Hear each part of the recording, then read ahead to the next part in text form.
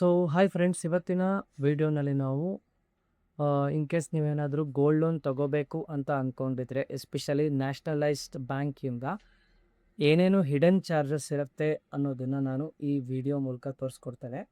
ಈಗ ಇಲ್ಲಿ ನೀವು ನೋಡ್ಬೋದು, ನಾನು ಅರೌಂಡ್ 3,25,000 ರುಪೀಸ್ ಅಷ್ಟು ಲೋನನ್ನು ತೊಗೊಂಡಿದ್ದೆ ಕ್ಯಾನರಾ ಬ್ಯಾಂಕಿಂದ. ಸೊ ಅದಕ್ಕೆ ನೋಡಿ, ಅವ್ರ ರೇಟ್ ಆಫ್ ಇಂಟ್ರೆಸ್ಟ್ ಬಂದುಬಿಟ್ಟು 9.10 ಅಷ್ಟು ಚಾರ್ಜ್ ಮಾಡಿದ್ದಾರೆ. ಸೊ ಈಗ ಇಲ್ಲಿ ನೀವು ನೋಡ್ಬೋದು, ಇದು ಬಂದುಬಿಟ್ಟು ಅಗ್ರಿ ಗೋಲ್ಡ್ ಲೋನ್ ಅಂತ ತೋರಿಸಿದ್ದಾರೆ.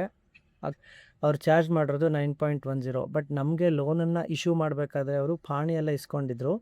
ಪಾಣಿ ಇಸ್ಕೊಂಡಾಗ ಅವ್ರು ಅರೌಂಡ್ 8.7% ಅಷ್ಟು ಗೋಲ್ಡ್ ಲೋನ್ ಇದೆ ಅಂತ ಹೇಳಿದರು. ಬಟ್ ಸ್ಟೇಟ್ಮೆಂಟ್ ತೆಗೆಸ್ದಾಗೇ ಗೊತ್ತಾಗಿದ್ದು 9.10. ಸೊ ನೀವೇನಾದರೂ ಅಗ್ರಿಕಲ್ಚರ್ ಬೇಸಿಸ್ ಮೇಲೆ ಅಥವಾ ಪಾಣಿ ಬೇಸಿಸ್ ಮೇಲೆ ಗೋಲ್ಡ್ ಲೋನ್ ತೊಗೊತಿದ್ದೀರಾ ಅಂತ ಇದ್ದರೆ, ಎಸ್ಪೆಷಲಿ ಈವನ್ ವಿಲೇಜ್ ಲಿಮಿಟಲ್ಲಿ, ನೀವು ಅವ್ರ ಹತ್ರ ಕ್ಲಿಯರಾಗಿ ಕೇಳ್ಕೊಳ್ಳಿ ರೇಟ್ ಆಫ್ ಇಂಟ್ರೆಸ್ಟ್ ಎಕ್ಸಾಕ್ಟಾಗಿ ಎಷ್ಟು ಅಂತ. ಬಿಕಾಸ್ ಅವರು ಲೋನ್ ಇಶ್ಯೂ ಮಾಡೋ ತನಕ ಒಂದು ಹೇಳ್ತಾರೆ, ಲೋನ್ ಬಂದ ಮೇಲೇ ಮತ್ತೊಂದಾಗಿರುತ್ತೆ. So this is one important thing. Second ಏನಪ್ಪ ಅಂತಂದರೆ, ಇಲ್ಲಿ ನೀವು ನೋಡ್ಬೋದು, ನಾನ್ ಕಾರ್ಪ್ ಪರ್ಪಸ್ ಅಂತ 1,298 ರುಪೀಸ್ ಚಾರ್ಜ್ ಮಾಡಿದ್ದಾರೆ. ಮತ್ತು 236 ರುಪೀಸ್ GST ಕೂಡ ಚಾರ್ಜ್ ಆಗಿದೆ. ಸೊ ಇದೇನಪ್ಪ ಅಂತ ಅಂದರೆ, ನಿಮಗೆ ಗೋಲ್ಡ್ ಸ್ಮಿತ್ ಬಂದುಬಿಟ್ಟು ಗೋಲ್ಡನ್ನು ಇವ್ಯಾಲ್ಯುವೇಟ್ ಮಾಡ್ತಾರೆ. ಇವ್ಯಾಲ್ಯುವೇಟ್ ಮಾಡಿಬಿಟ್ಟು ಜಸ್ಟ್ ಕೆಲವೊಂದು ಫಾರ್ಮ್ಸಿಗೆ ಸೈನ್ ಮಾಡಿಸ್ಕೋತಾರೆ. ಹಾಗೆಯೇ ನಿಮಗೆ ಎಷ್ಟು ಲೋನ್ನ ಕೊಡ್ಬೋದು ಅಂತ ಅಂದ್ಬಿಟ್ಟು ಅವರಲ್ಲಿ ಡಿಸೈಡ್ ಮಾಡ್ತಾರೆ. ಸೊ ಅದಕ್ಕೆ ನೀವು ಇದು ಪೇ ಮಾಡ್ತಕ್ಕಂತಹ ಚಾರ್ಜಸ್, ಇದನ್ನು ಕೂಡ ನೀವೇ ಪೇ ಮಾಡಬೇಕಾಗತ್ತೆ.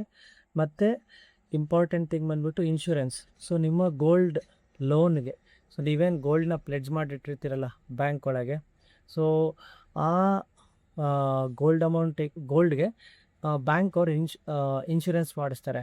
ಆ ಇನ್ಶೂರೆನ್ಸ್ ಅಮೌಂಟನ್ನು ಕೂಡ ನೀವೇ ಪೇ ಮಾಡಬೇಕಾಗತ್ತೆ.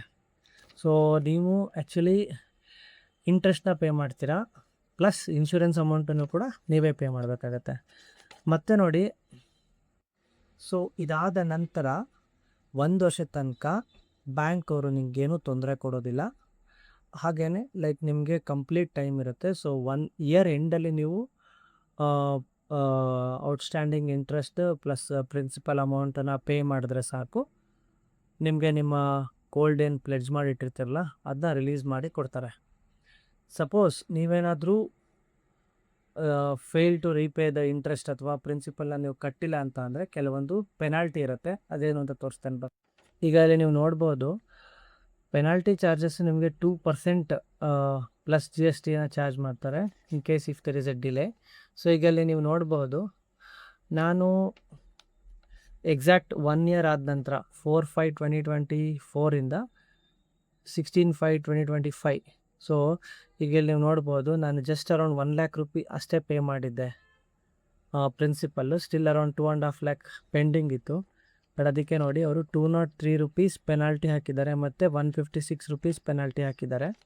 ಸೊ ಫೈನಲಿ ನಾನು ಎಲ್ಲ ಅಮೌಂಟನ್ನು ಪೇ ಮಾಡಿದೆ. ಇಲ್ಲಿ ನನ್ನ ಔಟ್ಸ್ಟ್ಯಾಂಡಿಂಗ್ ಅಮೌಂಟು ಇಲ್ಲಿ ಪೇ ಆಯಿತು. ಬಟ್ ಸ್ಟಿಲ್ ನಾನು ಅಲ್ಲಿ ಗೋಲ್ಡನ್ನು ವಾಪಸ್ ಬಿಡಿಸ್ಕೊಡ್ಲಿಲ್ಲ ಮತ್ತು ಗೋಲ್ಡ್ ಲೋನ್ನ ಕ್ಲೋಸ್ ಮಾಡಲಿಲ್ಲ. ಅವಾಗ ನೋಡಿ, ಸೇಫ್ ಕೀಪಿಂಗ್ ಚಾರ್ಜಸ್ ಅಂತ ಅಂದ್ಬಿಟ್ಟು 236 ರುಪೀಸ್ ಮಂತ್ಲಿ ಚಾರ್ಜ್ ಮಾಡ್ತಾರೆ. ಸೊ ಹಾಗೆಯೇ ನೋಡಿ 4 ತಿಂಗಳು ಚಾರ್ಜ್ ಮಾಡಿದ್ದಾರೆ. ಸೊ ಇದಾದ ನಂತರ ನಾನು ಕಾಂಟ್ಯಾಕ್ಟ್ ಮಾಡಿದಾಗ ಅದೇನು ಸೇಫ್ ಕೀಪಿಂಗ್ ಚಾರ್ಜಸ್ಸು ಮತ್ತು ಇಲ್ಲಿಂದ ಇಲ್ಲಿ ತನಕ ಏನು ಔಟ್ಸ್ಟ್ಯಾಂಡಿಂಗ್ ಇಂಟ್ರೆಸ್ಟ್ ಇತ್ತಲ್ಲ, ಆ ಎಲ್ಲ ಇಂಟ್ರೆಸ್ಟ್ ಅಮೌಂಟನ್ನು ಅಡ್ಜಸ್ಟ್ ಮಾಡಿಬಿಟ್ಟು ಲೋನ್ನ ಕ್ಲೋಸ್ ಮಾಡಿದ್ದಾರೆ. ಸೊ ನಾನು ತೊಗೊಂಡಿದ್ದು ಬಂದುಬಿಟ್ಟು 3,25,000. ಸೊ ನಾನು ಪೇ ಮಾಡಿದ್ದು 3,58,000. ಅರೌಂಡ್ 33K ಅಷ್ಟು ನಾನು ಎಕ್ಸ್ಟ್ರಾ ಪೇ ಮಾಡಿದ್ದೀನಿ as A interest plus all the penalties for 3.25 lakhs.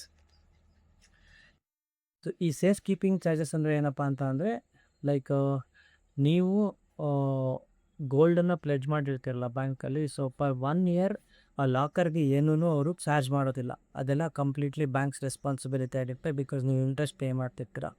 1 year ಆದ ನಂತರ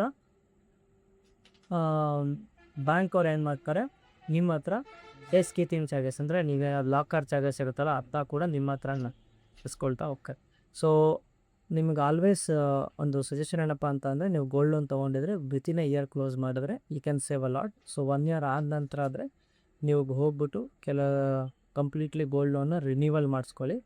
ಈಗೇನು ರಿನ್ಯೂವಲ್ ಮಾಡಿಸ್ಕೋಬೇಕಾದ್ರೆ ಗೋಲ್ಡ್ ಸ್ಮಿತ್ ಇನ್ವಾಲ್ವ್ಮೆಂಟ್ ಬಂತು ಅಂತ ಅಂದರೆ ಮತ್ತೆ ನೀವು ಅದೇನು ಇವ್ಯಾಲ್ಯೂಯೇಷನ್ ಚಾರ್ಜಸ್ ಇರುತ್ತಲ್ಲ ಮತ್ತೆ ಅದನ್ನ ಪೇ ಮಾಡೋಕ್ಕಾಗತ್ತೆ.